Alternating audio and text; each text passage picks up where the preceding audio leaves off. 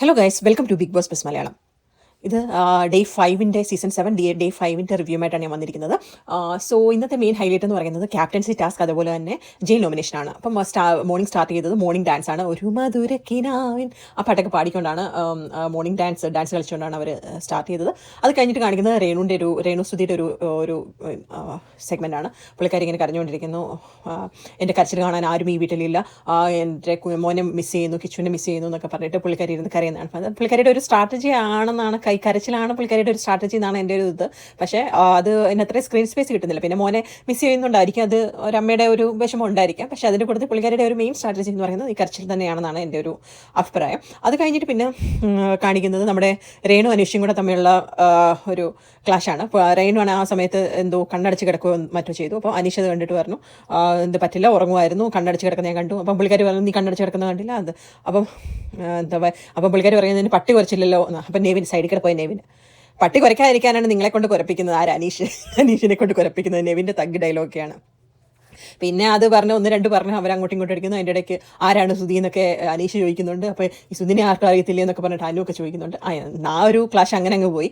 പിന്നെ അടുത്തത് ഒനിയിലും നമ്മുടെ മറ്റേ റെനയും കൂടെ തമ്മിൽ അവിടെ എന്തോ ഒരു ഉപ്പിടുന്ന കാര്യം എന്തോ പറഞ്ഞ് ചെയ്തേ ഒരു ക്ലാഷ് ഇങ്ങനെ സ്റ്റാർട്ട്, ഒരു മറ്റേ തീപ്പൊരിയാണ് ഇങ്ങനെ കത്തി വരുന്ന പോലെ അവിടെ വന്ന് അത് പിന്നെ പൊട്ടിത്തെറിക്കുകയും ചെയ്തു. എന്തോ എന്നെ കണ്ടിട്ട് കണ്ടന്റ് ഉണ്ടാക്കാൻ വന്നിരിക്കുന്നതൊക്കെ പറഞ്ഞിട്ട് ഒനിയിൽ പറയുന്നുണ്ട് റെനയോട്. അപ്പോൾ റെനയും തിരിച്ച് പറയുന്നുണ്ട്. അത് ആ ഒരു സെഗ്മെൻറ്റ് അങ്ങനെ കഴിഞ്ഞു. പിന്നെ വരുന്നത് ബിൻസി നെവിൻ തമ്മിൽ.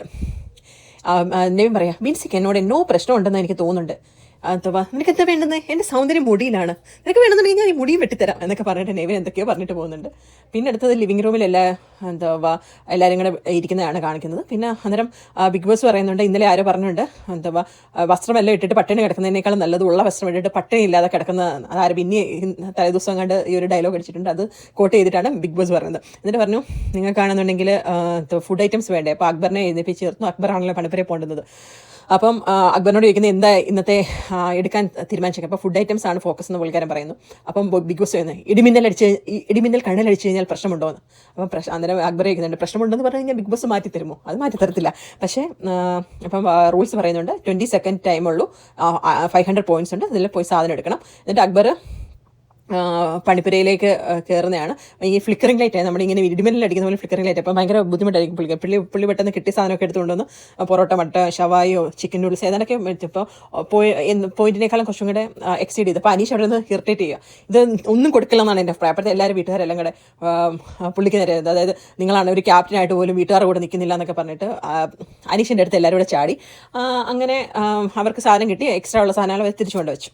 പിന്നെ ഒനിയിലും റിന ഫാത്തിമയും തമ്മിലുള്ള ഒരു അടി വീണ്ടും കാണിക്കുകയാണ്. അപ്പം നേരത്തെ വന്ന തീപ്പൊരി വീണ്ടും ആളിക്കത്തുകയാണ്. അവർ തമ്മിൽ ഭയങ്കര അങ്ങോട്ടും ഇങ്ങോട്ടും മറ്റേ ഈഷ് കാർഡിൻ്റെ ഒക്കെ വെച്ചിട്ട് അങ്ങോട്ടും നിങ്ങൾക്കൊരു ടാലൻ്റ് ഇല്ല, നിങ്ങളെ ഞാൻ കണ്ടിട്ടില്ല എന്നൊക്കെ റിന ഫാത്തിമ തിരിച്ചും ഒനിയിലും അത് തന്നെ ഇതൊക്കെ പറയുന്നുണ്ട്. അത് കഴിഞ്ഞിട്ട് കുറച്ച് അത് വലിയ അടിയൊക്കെ കഴിഞ്ഞിട്ട് അപ്പുറത്തോട്ട് മാറി നിന്നിട്ട് റെന കരയുന്നുണ്ട്. ഇവിടെ എല്ലാവർക്കും ഫേവറിസമാണ്, പാർഷ്യാലിറ്റിയാണ്, ഞാനാണെങ്കിലും മുൻഷിച്ചേട്ടൻ്റെ അടുത്ത് പോയിരുന്നപ്പോൾ എന്നെ കീടാണ്ട് വന്നിരിക്കുന്നത് പോലെയാണ് നോക്കുന്നത് എന്നൊക്കെ പറഞ്ഞാൽ കൊച്ചിൻ്റെ ഒരു ഇമ്മച്യൂരിറ്റി നമുക്ക് ഫീൽ ചെയ്യാനുണ്ട്.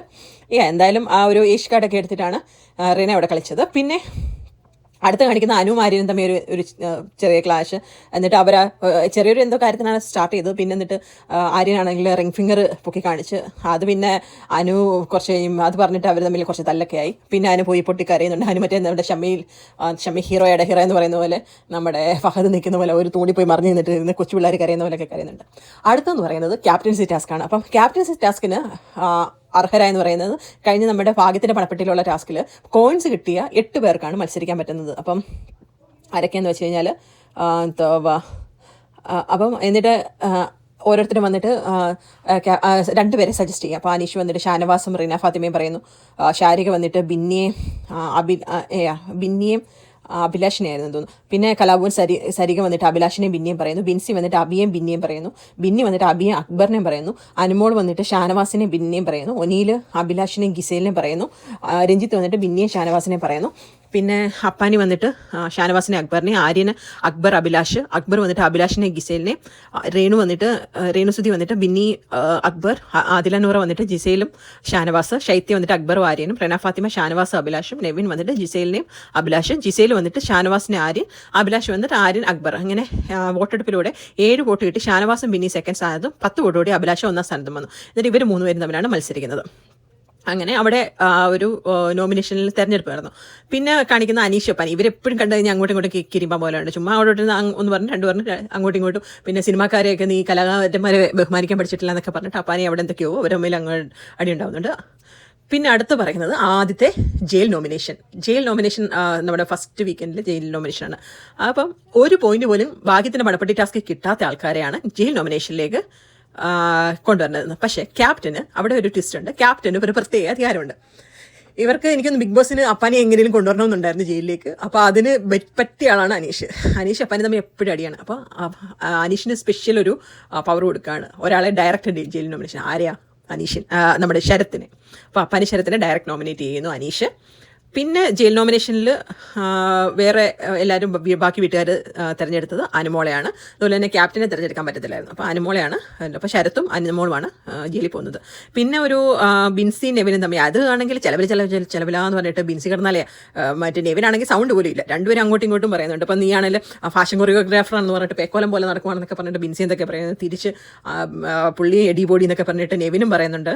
എന്താ നീ നിൻ്റെ എടി ബോഡി നിൻ്റെ വീട്ടിൽ പോയി അമ്മേനെ പെങ്ങളെ വിളിച്ചു, അപ്പോൾ എൻ്റെ അമ്മയും പെങ്ങളെ വിളിക്കുമെന്നൊക്കെ പറഞ്ഞിട്ട് നെവിൻ അവിടുന്ന് അത് ഒരു സൈഡിക്കണേ. പിന്നെ അടുത്തത് തന്നെ ക്യാപ്റ്റൻസി ടാസ്ക് എന്ന് പറയുന്നത് നമ്മുടെ ഗാർഡൻ സ്പേസിൽ 3 പാവകളെ കെട്ടിത്തൂക്കിയിട്ടുണ്ട്. 3 പേരെ, അതായത് ബിന്നി, ഷാനവാസ്, അഭിലാഷ്, 3 പേരെയും പാവകളെ കെട്ടിത്തൂക്കിയിട്ട് എന്നിട്ട് നടക്കൊരു പ്ലാറ്റ്ഫോമാണ്. ആ പ്ലാറ്റ്ഫോമിനകത്ത് ഇങ്ങനെ കറക്കാൻ പറ്റുന്ന പ്ലാറ്റ്ഫോമാണ്. അപ്പോൾ ആ പ്ലാറ്റ്ഫോമിനകത്ത് അവർ ഒരു വടിയും കൊടുത്തിട്ടുണ്ട്, കണ്ണും കെട്ടിയിട്ട് അവരെന്നിട്ട് ഈ പാവയെ അടിക്കണം. പാവ മേൽ കെട്ടിത്തൂക്കിയിട്ടൊക്കെ. അപ്പോൾ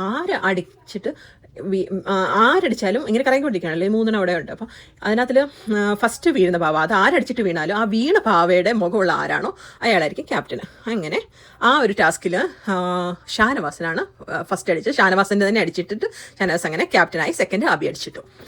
പിന്നെ അടുത്ത് കാണിക്കുന്നത് ജയിലിലേക്ക് ഇവരെ പറഞ്ഞു വിടുകയാണ്. അപ്പോൾ ബിഗ് ബോസ് അനീഷിനോട് പറയുന്നുണ്ട്, അവിടെ മറ്റേ നാടൊക്കെ കെട്ടിയിട്ടുണ്ട് ജയിലിന് ചുറ്റും. അപ്പോൾ അവിടെ ഈ പ്രസസ് ലാൻഡിങ് ജയിലാണല്ലോ, അവിടെ നാടൊക്കെ കെട്ടിയിട്ടുണ്ട്. അപ്പോൾ ബിഗ് ബോസ് പറയുന്നുണ്ട്, ക്യാപ്റ്റൻ നാട് മുറിച്ചിട്ട് എനിക്കിതിനു വേണ്ടി അവസരം ഒരുക്കി തന്ന ബിഗ് ബോസിന് നന്ദിയൊക്കെ പറയട്ടെ അനീഷ് നാടൊക്കെ മുറിച്ചിട്ട് അനുവിനെയും അപ്പാനിനെയും കയറ്റുന്നുണ്ട്. അതിൻ്റെ ഇടയ്ക്ക് തന്നെ അവർ തമ്മിൽ അങ്ങോട്ടും ഇങ്ങോട്ട് അപ്പാനി അനുവും കണ്ട് മറ്റേ അങ്ങോട്ടും ഇങ്ങോട്ട് ക്ലാഷ് ഉണ്ട്. അപ്പോൾ അനീഷ് പറയണ്ട, നീ അനുവിനോട് പറയും നീ ഒരു നിലപാടില്ലാത്തോളാം എന്നൊക്കെ പറഞ്ഞിട്ട് എന്തൊക്കെ പറയും. എന്നിട്ട് അനീഷിൻ്റെ സ്വന്തമായ ഒരു സ്റ്റൈലുണ്ട്, ജാമതീയ ശാസ്ത്രം അതിഥി.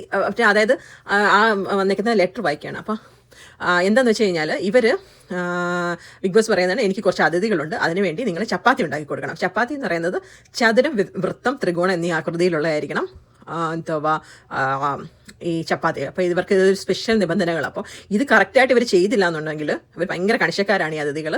അപ്പോൾ ഇതൊന്നും സ്വീകരിക്കത്തില്ല എന്ന് പറയും. അപ്പം ഫസ്റ്റ് ഓർഡർ എന്ന് പറയുന്നത് 25 വൃത്താകൃതിയിലുള്ള ചപ്പാത്തി, 12 ത്രികോണം, 11 ചതുരം. ഇത്രയും ചപ്പാത്തികളാണ് ഉണ്ടാക്കേണ്ടത്. അത് കഴിഞ്ഞിട്ട് പിന്നെ അത്രയും പറഞ്ഞു കഴിഞ്ഞിട്ട് പിന്നെ അനീഷും കൂടെ അവിടെ ഒരു വാക്പോരുണ്ടാകുന്നു. പിന്നെ ആണെങ്കിൽ നമ്മുടെ അപ്പാനിയും കൂടെ അവിടെ ഇരുന്ന് മറ്റേ നാരായണി ബഷീർ, മതിലുകളുടെ ഓർമ്മയില്ലേ, നാരായണി ബഷീർക്ക എന്ന് പറഞ്ഞിട്ട് അവിടെ നിന്ന് ഒരു ചപ്പാത്തി ഉണ്ടാക്കിക്കൊണ്ട് ഓരോ കഥകളൊക്കെ പറയുന്നുണ്ട്. പിന്നെ ഇതെല്ലാം ഉണ്ടാക്കി എനിക്കൊന്ന് 2-3 മണി കണ്ടായപ്പോൾ ചപ്പാത്തിയൊക്കെ ഉണ്ടാക്കിയിട്ട് ഒരു കൂടെ അനീഷിനെ വിളിക്കുന്നു. അനീഷിനെ സാധനം കൊണ്ടുവന്ന് സ്റ്റോർ റൂമിൽ വെക്കാൻ പോകും. ഒക്കെ ചൂല് വേണം വൃത്തിയാക്കണം എന്നൊക്കെ പറഞ്ഞിട്ട് അപ്പാനും കൂടെ നൈസായിട്ട് അതിലേക്ക് മുങ്ങിയിട്ട് കിച്ചൻ്റെ സൈഡിൽ പോയി ഇങ്ങനെ വിളിച്ചിരിക്കുന്നുണ്ട്. മറ്റേ നമ്മുടെ അനീഷ് വന്നിട്ട് അവിടെ എല്ലാം സെർച്ച് ചെയ്ത് നോക്കുകയാണ്. അപ്പോൾ ഇവരുടെ ഒരു പൊടി പോലും ഇല്ല. അത് കഴിഞ്ഞിട്ട് അപ്പോൾ അനു പറയുന്നുണ്ട്, അനീഷ് പറയുന്നുണ്ട്, നിങ്ങൾ ചീപ്പ് ഷോ നിങ്ങൾ എവിടെയാണ് വിളിച്ചിരിക്കുന്നത് പറഞ്ഞാൽ. അപ്പോൾ ഇവരെന്തോ സൗണ്ട് അനങ്ങുന്ന സൗണ്ട് കേട്ടിട്ട് പുള്ളി കണ്ടുപിടിച്ചു. അപ്പോൾ എന്നിട്ട് അവരെ വീണ്ടും ജയിലിൽ വരെ പോയി. എന്നിട്ട് വന്നിട്ട് 2ാം ഘട്ടം വായിക്കാൻ മതി. അടുത്തത് അവരെ കേൾക്കാനൊന്നും ഞങ്ങൾക്കിപ്പം കേൾക്കണ്ടെന്നൊക്കെ പറഞ്ഞിട്ട് അവരെ മറ്റേ പുച്ഛിച്ച് വിടുന്നുണ്ട് അനീഷിനെ. അപ്പം ശരിക്കും പറഞ്ഞു കഴിഞ്ഞാൽ ഉണ്ടാക്കേണ്ടതെന്ന് പറഞ്ഞാൽ 13 ത്രികോണം, 12 ചതുരം, 25 വൃത്താകൃതിയിലുള്ള ചപ്പാത്തി ഉണ്ടാക്കണം. അപ്പോൾ അപ്പാന് പറഞ്ഞു ഇപ്പം കിടന്നുറങ്ങാം, നമുക്ക് രാവിലെ ഉണ്ടാക്കാമെന്നൊക്കെ പറഞ്ഞിട്ട് അതങ്ങനെ പറഞ്ഞ് അതൊക്കെ അങ്ങനെ ആ ഒരു എപ്പിസോഡ് തീർന്നു. ഇത്രയുമായിരുന്നു എപ്പിസോഡിലെ മെയിനായിട്ടുള്ള കണ്ടൻറ്റുകൾ. അപ്പം നിങ്ങൾക്ക് ഈ റിവ്യൂ ഇഷ്ടപ്പെട്ടു എന്ന് വിചാരിക്കുന്നു. ഇഷ്ടപ്പെട്ടെന്നുണ്ടെങ്കിൽ സബ്സ്ക്രൈബ് ചെയ്യുക. Thank you so much.